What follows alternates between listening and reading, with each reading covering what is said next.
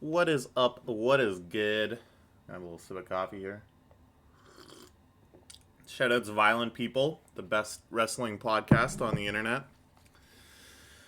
We got a new chapter of One Piece. This is chapter 1138, The Harley.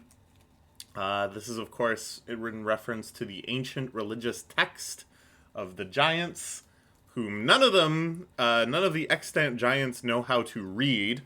Now it has just become a sort of oral history, but they still got the book. And I was wondering before, maybe Robin can read this thing. It's in the ancient writing of the poneglyphs.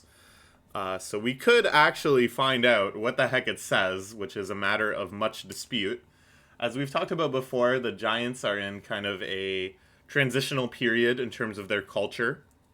And there's a lot of very different, very conflicting viewpoints being espoused by Loki and the late great King Harold and the children of the giant island, besides Colin, are all very peacefaring, very uninterested in war and combat. But the question sort of remains, will Elbaf remain isolated? Will Elbaf remain a notorious war-mongering society? Will Elbaf connect with the world and be open? Will it join the world government? Many questions remain, and I think, so far in the arc, it's done a very good job being very ambiguous on which of these are the actual good position, which of these are the bad position. Because Loki, yeah, he seems to have been a big fucker and killed hundreds of giants, perhaps. But he turned down the invitation to the world government, which we gotta say is pretty based. There's quite a bit of complexity here. I'm not sure how all this is going to get resolved into, the good versus evil fight that I think we're all anticipating. But we can plunge into it. First, we have here a little cover story progression. It was Who's Who all along. Remember Who's Who? This is one of the lackeys of Kaido. Who's Who, of course, another card game. They're all named after various card games. Who's Who was the Fishman? No, that was the one that Jimbei fought. Oh, I gotta reread. No, wait, no. All of the lieutenants are kind of shuffled around in my brain. So he's hanging on, has this outpost, has this little harem-looking setup. The cat themed one with all the cat buds. In the back, there's a little calligraphy thing that says Neko. That means cat. It's a fun one. Left radical means beast. Right radical means grass on top of rice field. So it's a beast that lives in the grasses around rice fields. Yeah, sounds like a cat. Okay, well, that's what Yamato will get up to. Probably kicking the shit out of this guy. Let's see what everybody else gets up to. Okay, so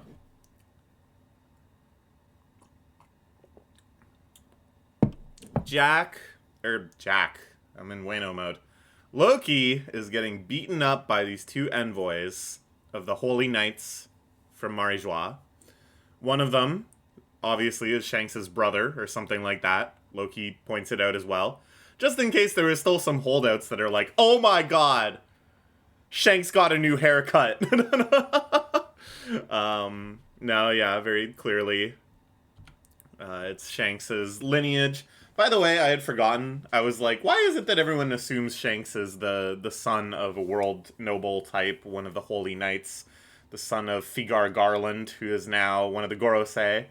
I was like, did people just gotta decide that?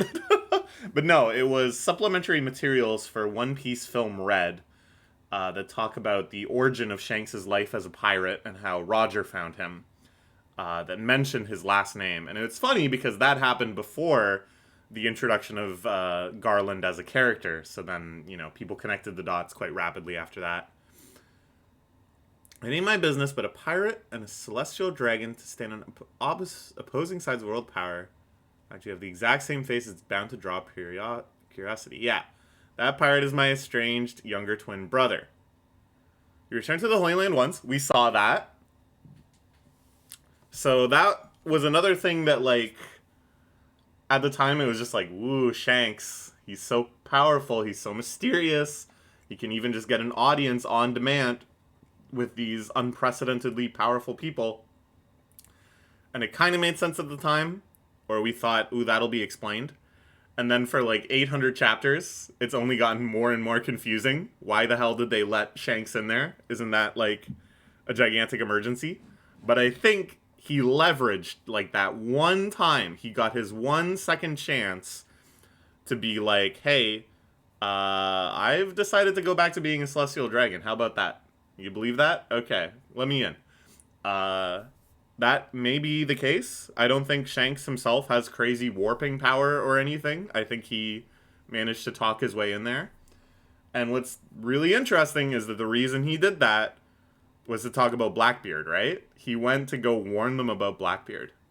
Is that right? He went to warn Whitebeard about Blackbeard. Why did he go see the Gorosei? Was it to talk about Luffy? We'll have to check. My One Piece fandom is slipping. The facts are too loose in my brain. I need a total series reread and cement all this stuff back together. Anyways, yeah, it's like telling that he played that card that he could clearly only play once, I think. You only get 1 second chance to, I think, warn them about Blackbeard. I don't know. Anyways. So your bloodline has earned my ire twice over. 2 brothers should each be the target of my wrath. Yeah, so I feel like this makes it pretty clear. Shanks is the one that imprisoned Loki. That was quite implied before. Makes sense. Happened, don't you? I watched my friend's fate decided before my eyes, and now I bear the cost of it. Ooh, okay. Shanks' brother has a sword that can summon Cerberus, a crazy, intense dog with swords coming out of its mouth. Pretty freaking sweet. I love it. Now on a more deranged level, does this deconfirm Blackbeard is Cerberus theory? I don't know. Anyways, pretty good. Cerberus? I think is that how it's actually pronounced? But yeah. I love the sword coming out of the mouth. There's always a moment for wackiness. And that's the beauty of One Piece. There's always a moment for wackiness. Even in the most dire situations. What's wrong with them? Oh my god. What is wrong with them? What is going on? Okay. And it seems like she's also preparing... Maybe this is a transportation method, not an attack. Yeah, because she's facing the other way. Scramble. Okay, so they fly off.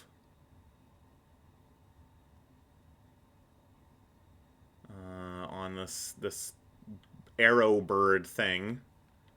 If you should survive, come and kill me. I'll be ready for you. Gotta be joking. Uh-oh. So as a parting gift, so the dog can turn into like a squadron of fighter jets. Oh, man. Even I can't handle getting run through by those. Yeah, Loki, we've seen Loki suffer too much for him to be truly a bad guy. He's gonna get redeemed. I think more and more I'm down for this theory of Loki misunderstood. Definitely a rascal, definitely a provocateur, definitely kind of a bastard. Maybe literally. No, actually we know. But doing stuff for the greater good, whereas King Harold, outwardly nice appearance, lovely, seemingly best interests at heart, actually scheming for his own interests over the interests of Elbaf. Just because we saw Loki get run through by flying, flaming Cerberus heads with swords growing out of their mouths, and there's no way they're going to show him in this much anguish and then be like, and guess what? He deserved it.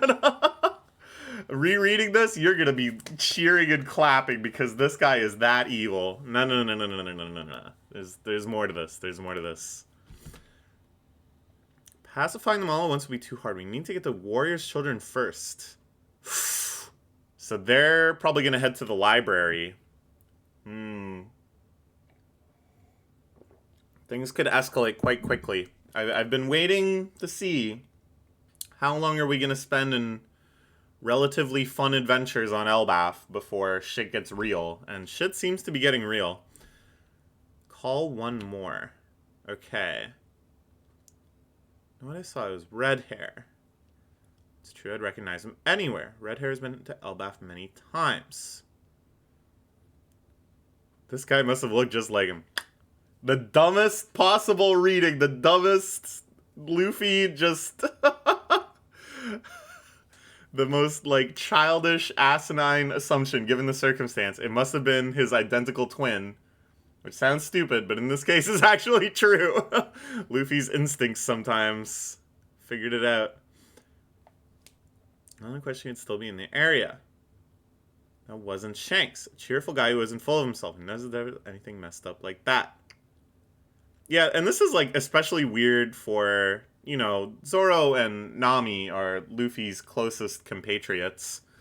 The ones that have been kind of most intimate, I think, with Luffy's entire life. Especially kind of on the emotional level. They don't really get it, though, with Shanks. They've never met Shanks. They don't know what the childhood adventures of Luffy were really like. And they don't really know what an impact Shanks had on him. So Nami's kind of like, you trust him so much. Just this guy that we know is like ultra powerful, has been a legendary pirate for decades, has been involved with all these other crews, and you are brilliant, Captain. But the thing though, you can tell that she's like, well, this is what we're doing.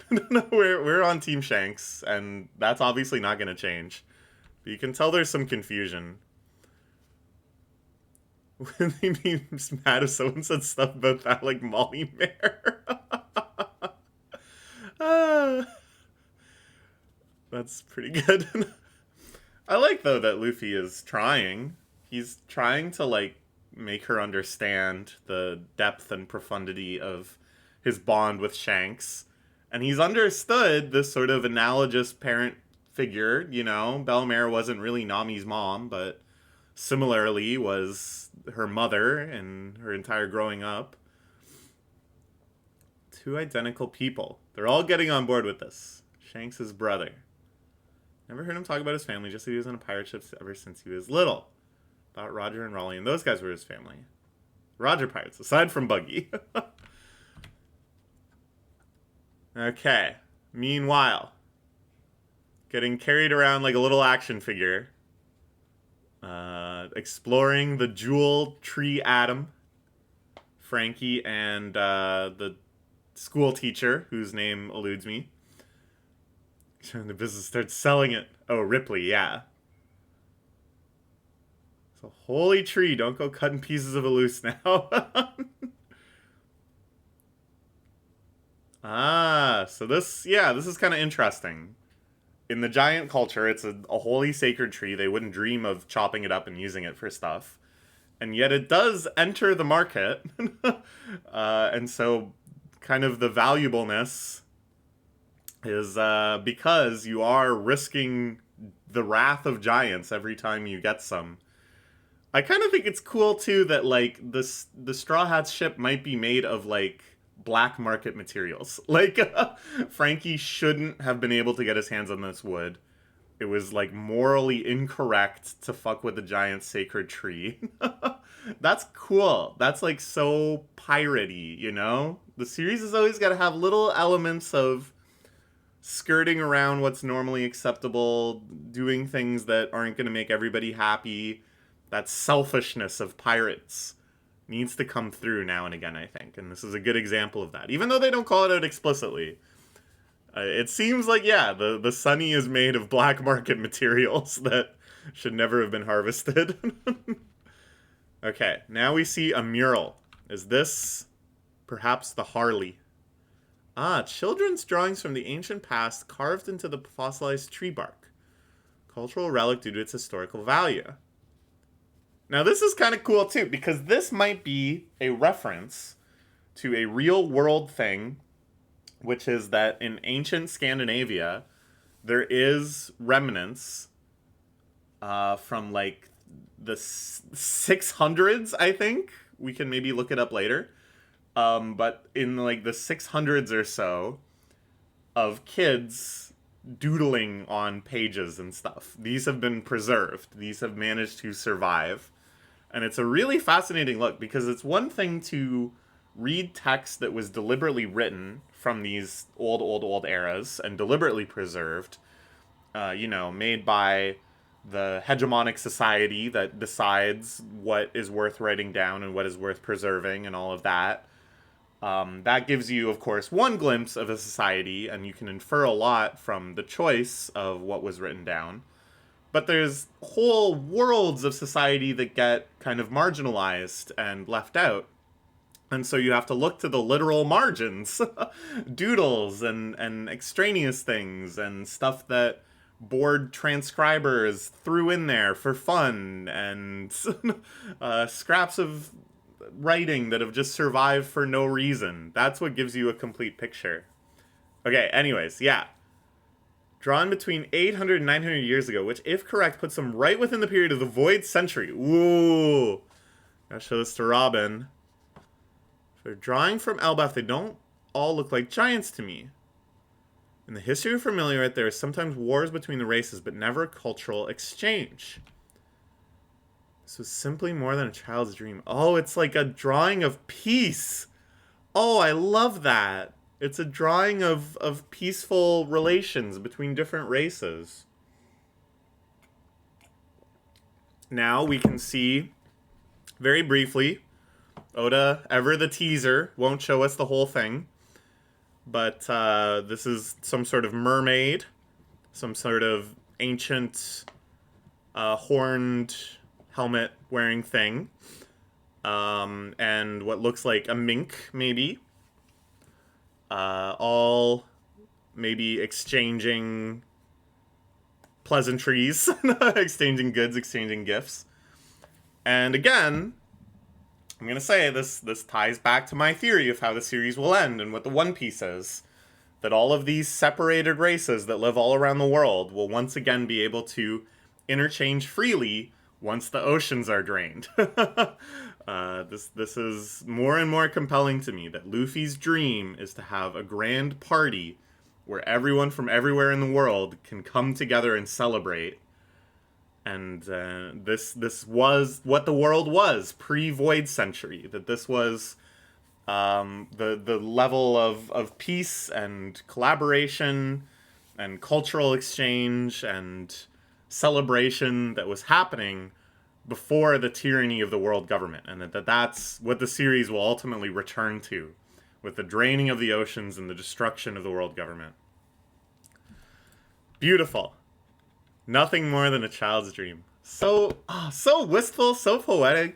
Dude, One Piece, God, it's so good. What did they achieve with that one scene? First off, just lovely feeling of adventure, right? Seeing the cultural treasures of Elbaf, exploring this gigantic tree and seeing children's carvings in it from centuries ago. What a sense of adventure, right? Like, what a compelling feeling of discovery and curiosity and exploration. So you got that. Then we got lore building, right? Which, of course, being the nerd that I am, I'm focused on. I'm trying to extract every piece of meaning from this and use it to predict and to reinforce my theories and everything. But then simultaneously, it is really just a very poetic moment, I think. To say, well, we have this children's drawing, but nothing in the historical record supports anything like this ever happening. So maybe, are we really seeing some forgotten history, or is this just what children were hoping for 800 years ago?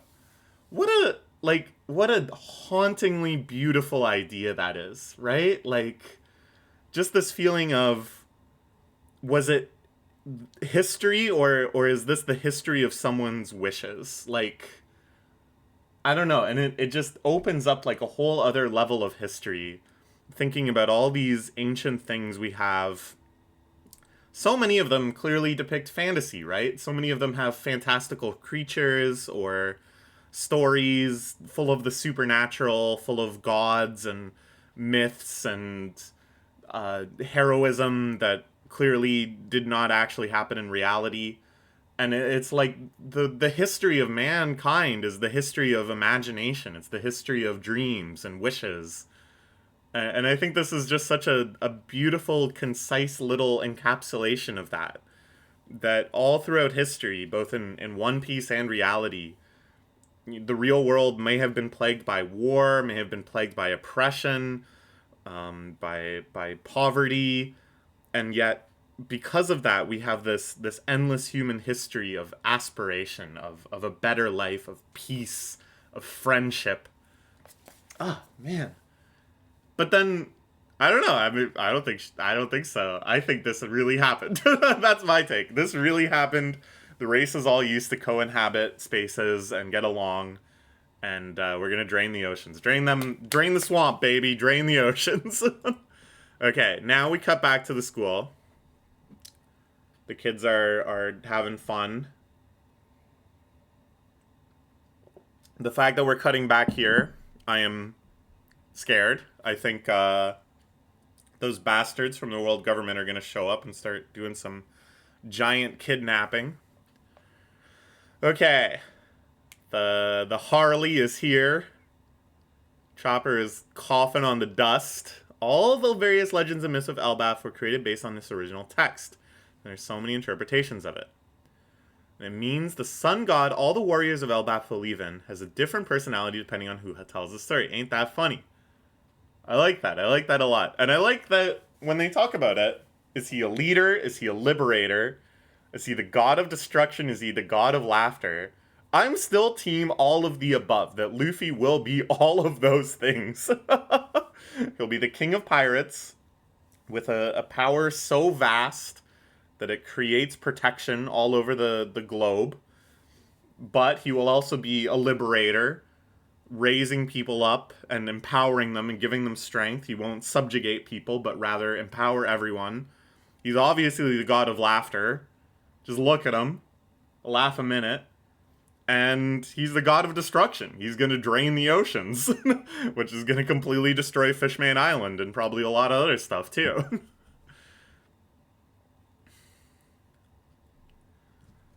I like this cut back to the Giants' reveries.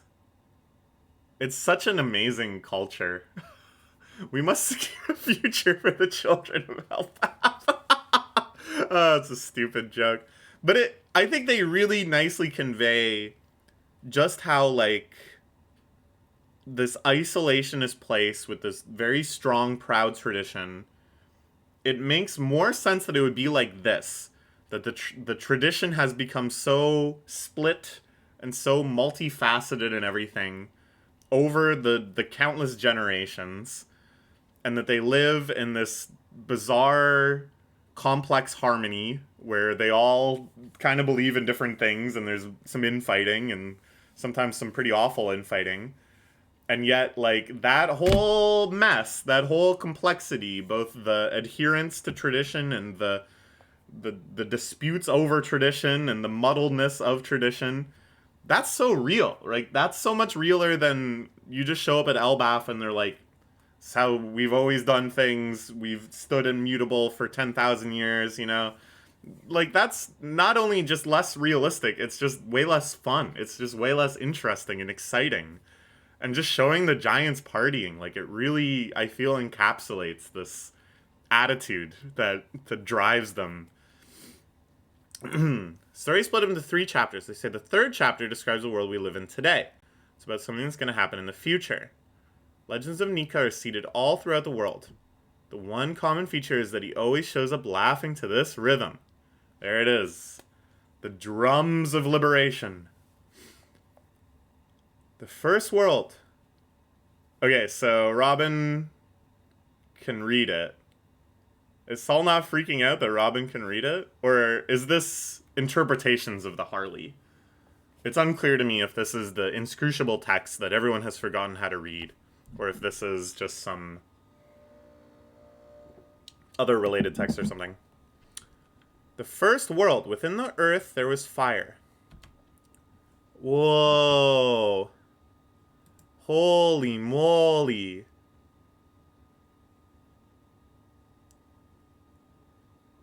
Okay, this is kind of huge. This might kind of change everything. Wow. Okay. Let's first read this, then let's try to interpret this drawing. Within the earth there was fire. Mankind succumbed to greed and touched the forbidden sun. The enslaved prayed, and the sun god appeared. The earth god raged, and with its serpent of hellfire shrouded the world in death and darkness, and they will never meet. Okay, so that's like pre-void century, I think. The second world. Within the void there was breath. The forest god tamed demons, and the sun spread the fires of war. Those of the half-moon dreamed. Those of the moon dreamed. Man killed the sun and became god, and the sea gods stormed, and they will never meet. The flooding of the earth. The third world. Within the chaos there was emptiness. The inconvenient remnants recall the promised day and hear the voice of the half-moon. The sun god dances and laughs, guiding the world to its end. The sun returns and brings a new morning, and they will surely meet. I'm so right, dude. I'm just right about everything. I feel like... No? I think I am. Yeah, I think I am. Okay, so.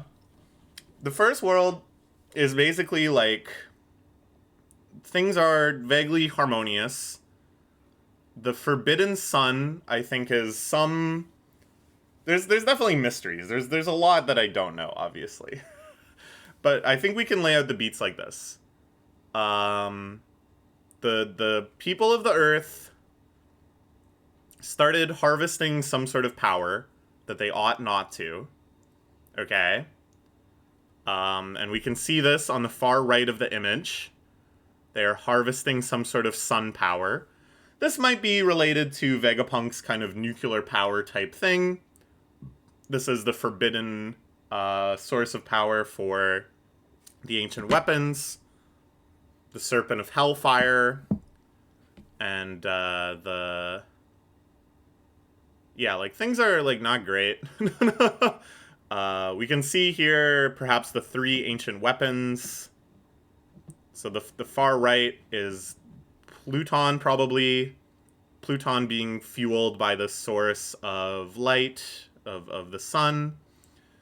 Then we can see, like, a flood allegory. All of these animals being guided by a winged figure onto Noah, which, of course, is down in Fishman Island. That's, like, the promise of Fishman Island. Yeah, so this is what created kind of, like, ancient civilization, but also created war and strife and conflicts. Oh, man, I don't know. There's, like, a lot going on here. But I think basically, like, man in this story is the world government.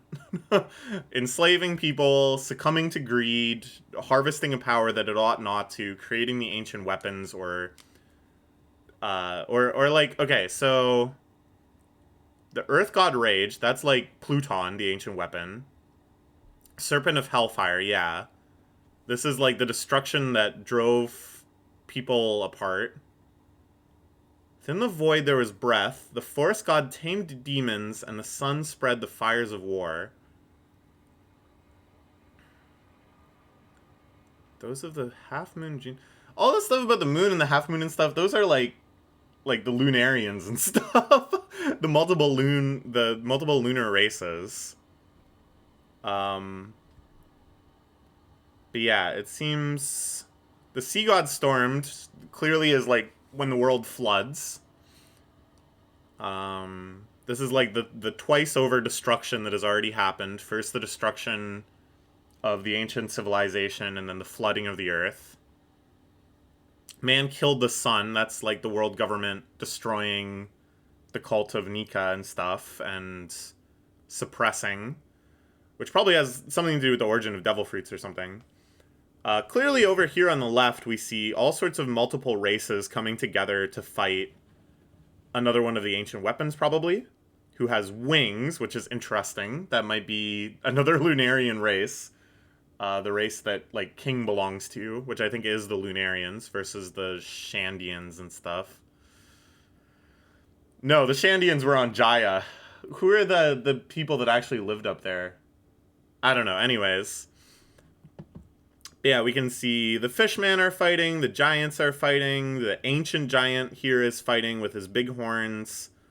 There's Nika, obviously. There's a mink, little doggy mink. This is the big ancient robot the Joy Boy made, another little mink up here.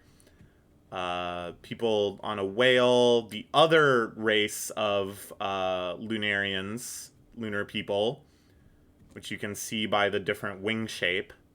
We saw those before in the hieroglyphs on the moon. There's a lot, man. I could make a whole separate video about this. I'd want to gather my thoughts a bit more.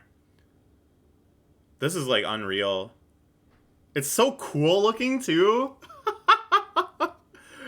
I think Oda has captured so well this, like, children's mural feeling. It's, like, so amazing. Like, they clearly put so much work into it.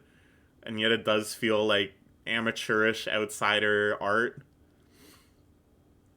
On top of Noah, this section showing Noah floating up from the sea, carrying the survivors of the flood, presumably. At the top is a figure that looks a lot like Imu, with a tall crown, totally in silhouette. So, like, what does that mean? Oh, we can also see some samurai over here. Those are definitely samurai.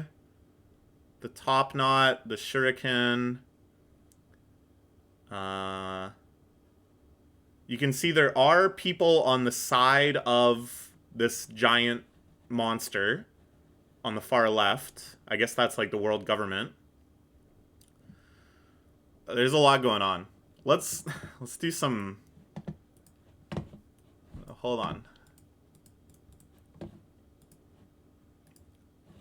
We're gonna figure this out. We're gonna solve One Piece right now. We're gonna solve One Piece before your eyes.